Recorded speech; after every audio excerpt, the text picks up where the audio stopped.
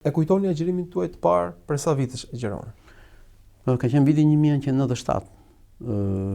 Kam qenë 26 vjeç.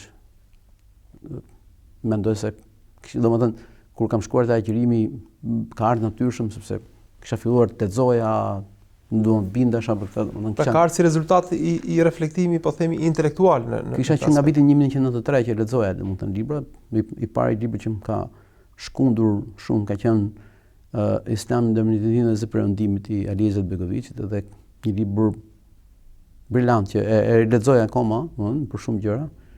Pastaj jam bërë kurioz, domethënë pastaj duhet të pranuar që domethënë